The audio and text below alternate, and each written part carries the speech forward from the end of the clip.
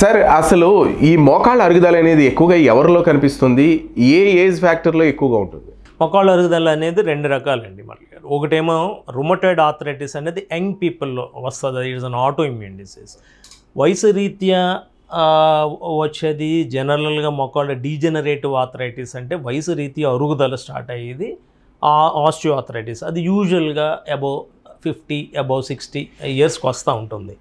ఇది మోకాళ్ళ అరుగుదల అనేది మోకాళ్ళ జాయింట్ అనేది ట్రై కంపార్ట్మెంటల్ ఆర్థరైటిస్. అంటే మీకు ఇప్పుడు ఇది మోకాళ్ళ జాయింట్లో ఇది పటెల్లా అంటాం, అంటే మన నీ క్యాప్ అంటాం, పైకి ఇలా కదులుతుంటుంది కదా నీ ముందు అది.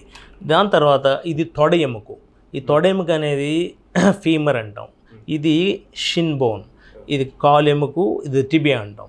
ఇది ట్రై కంపార్ట్మెంటల్ ఆర్థరైటిస్ అంటే తొడ ఎముక ఈ కాలు ఎముక మధ్యలో ఉన్న ఈ జాయింట్. రెండోది ఈ పటెల్లా అంటే పైన మోకాల్ చిప్ అంటారు రెగ్యులర్గా. ఈ పటెల్లాకి ఈ ఫీమర్కి తొడ ఎముక ఉన్న ఆర్టికులేషన్ ఇదొక joint. So this is a try compartmental joint.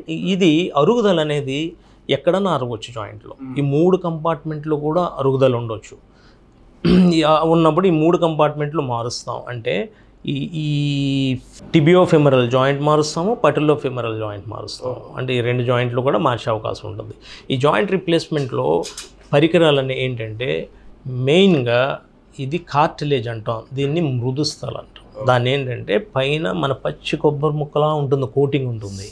ఇది ఎప్పుడైతే అరుగుదల ఉంటుందో ఈ జాయింట్ స్పేస్ తగ్గిపోతుంది. అంటే ఇది ఎక్స్రేలో పడదు మనకి. So we have a good space between the joint. ఆ స్పేస్ ఎప్పుడైతే తగ్గిపోయి బోన్ టచ్ అయినప్పుడే అప్పుడు పెయిన్ స్టార్ట్ అవుద్ది. అది యూజువల్గా ఈ సైడ్ అవ్వచ్చు, ఈ సైడ్ అరుగుదల ఉండవచ్చు, మొత్తం అరుగుదల ఉండొచ్చు. ఇది అరిగినప్పుడు ఏమవుతుందంటే బెండ్ కూడా అయిపోతుంది, స్టార్ట్ అవుతూ ఉంటుంది. సో ఈ జాయింట్లో యూజువల్గా మన మోకాళ్ళ జాయింట్ ఒకే ప్రక్రియలో కదిలిక ఉంటుంది. మనం ముడుచుకుంటాం, చాపటం.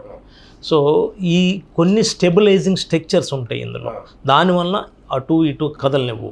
సో అయ్యి డ్యామేజ్ అయినప్పుడు కూడా ఈ ఆర్థరైటిస్ సెట్ ఇన్ అవుతుంది. ఎందుకంటే అబ్నార్మల్ మూమెంట్ ఉన్నప్పుడు మనకు ఇప్పుడు కార్ టైర్ చూడండి, అలైన్మెంట్ తేడా వస్తే టైర్ అరిగిపోద్దో, ఇది సేమ్ ఫినామినన్. సో ఇందులో మెనిస్కస్ అని ఉంటాయి. మెనిస్కస్ అంటే ఈ